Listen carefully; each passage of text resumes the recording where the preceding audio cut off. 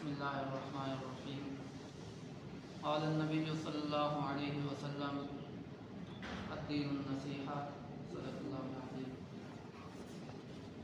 میرے محترم بھائیو عزیزوں، آپ حضرات کے سامنے میں نے آپ علیہ الصلوۃ والسلام کے احادیث مبارکہ میں سے ایک چھوٹی سی حدیث بیان کی ہے جس کے صرف اور صرف دو لفظ ہیں، الدین النصیحہ۔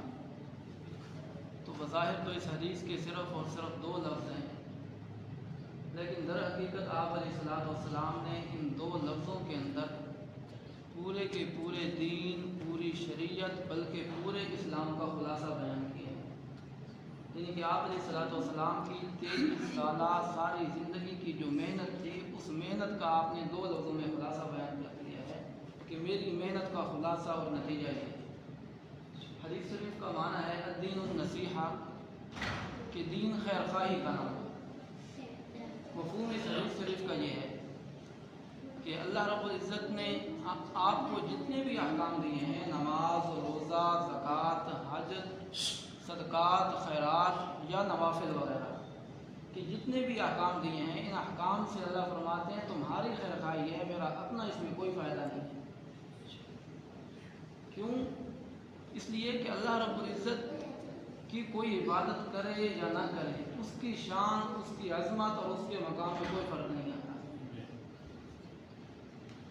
اسی وجہ سے حدیث مبارکہ کے اندر آتا ہے کہ آپ علیہ السلام نے فرمایا کہ اگر ساری دنیا غیر مسلم ہو جائے، اللہ کی عبادت کرنا چھوڑ دے، تو اللہ رب العزت کی خدائی میں، بادشاہت میں ایک تل کے برابر بھی فرق نہیں آتا۔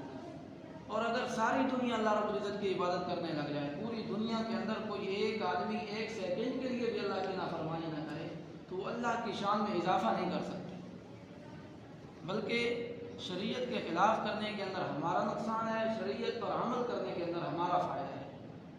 مگر نہ اللہ رب العزت کی عبادت کرنے کے لیے تو فرشتوں کی تعداد اتنی زیادہ ہے کہ حدیث مبارکہ کے اندر آتا ہے کہ بیت اللہ کے بالکل سامنے اوپر ایک بیت معمور ہے۔ بیت اللہ انسانوں کا قبلہ ہے اور بیت معمور اسی کے بالکل زیر کے اندر 7ویں آسمان پر فرشتوں کا قبلہ ہے۔ دن رات 24 گھنٹے اس کے اندر فرشتے طواف کر رہے ہیں، اور فرشتوں کی تعداد اتنی زیادہ ہے کہ جو ایک مرتبہ طواف کر کے ایک جگہ سے گزر جاتا ہے، قیامت تک دوبارہ اس کی باری نہیں آتی اس جگہ کی، اتنی زیادہ فرشتوں کی تعداد۔ اور کوئی فرشتہ قیام میں کھڑا ہے، کوئی رکوع میں کھڑا ہے، کوئی سجدے میں پڑا ہے۔ تو مطلب یہ ہے کہ اللہ کو عبادت کی کوئی ضرورت نہیں ہے۔ اللہ نے یہ جو احکام دیے ہیں ہمارے فائدہ کے لیے ہیں، اللہ کا اپنا اس میں کوئی فائدہ نہیں۔ ایک بات، اور دوسری بات اس حدیث مبارکہ سے یہ معلوم ہوئی کہ دین یہ کسی سے اختلاف کا نام نہیں، یہ انتشار کا نام نہیں، دین فساد کا نام نہیں، دین فرقہ واریت کا نام نہیں، دین دہشت گردی کا نام نہیں۔ دین ہمیں کسی کے ساتھ بد اخلاقی، بد تہذیبی نہیں سکھاتا۔ دین ہمیں ایک دوسرے سے توڑتا نہیں ہے، بلکہ فرمایا الدین النصیحہ، دین نصیحت ہے، خیر خواہی ہے، لوگوں سے محبت کے ساتھ ملنے کا نام ہے، لوگوں کی خیر خواہی کا نام ہے۔ تو اس وجہ سے دین بیان کرنے والے بھی اگر اس نیت سے دین کو بیان کریں کہ میں لوگوں کی خیر خواہی کر رہا ہوں، اس کے اندر اپنی فرقہ واریت، اپنی جماعت یا اپنی یہ جو پارٹی بنی ہوئی ہے، اس کو چھوڑ کر محض دین اور اللہ کی رضا سمجھ کر اگر دین کو بیان کیا جائے تو اس سے لوگوں کے اندر محبتیں پھیلتی ہیں۔ تو اس دین اسلام کے خلاصتاً اللہ علیہ السلام نے یہ بیان کیا کہ الدین النصیحہ، دین کے اندر تمہاری خیر خواہی ہے، تمہارا فائدہ ہے، عمل کرو گے تو بخشے جاؤ گے، اگر اس پر عمل نہیں کرو گے تو آپ کا اپنا ہی نقصان ہے۔ اللہ رب العزت ہمیں دین اسلام پر عمل کرنے کی توفیق عطا فرمائے۔ وما علینا الا البلاغ المبین۔ الحمدللہ رب العالمین، والعاقبۃ للمتقین، والصلاۃ والسلام علی سید الانبیاء والمرسلین وعلی آلہ واصحابہ اجمعین۔ ربنا آتنا فی الدنیا حسنہ وفی الآخرۃ حسنہ وقنا عذاب النار۔ ربنا ظلمنا انفسنا وان لم تغفر لنا وترحمنا لنکونن من الخاسرین۔ یا اللہ ہمیں اچھے عمل کرنے کی توفیق عطا فرما۔ یا اللہ ہمیں اپنے دین کے لیے قبول فرما۔ یا اللہ ہمیں اپنے محبوب محمد مصطفیٰ صلی اللہ تعالیٰ علیہ وسلم کی طریقے میں چلنے کی توفیق عطا فرما۔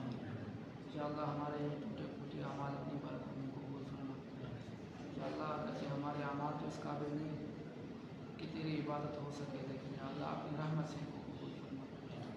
या अल्लाह हम अगरचे गुनाहगार हैं, सियाहकार हैं, बदकार हैं, लेकिन तेरे महबूब की उम्मत में से हैं और तेरी रहमत के उम्मीदवार हैं। या अल्लाह अपनी रहमत के सदके हमारे गुनाहों को माफ़ फरमा।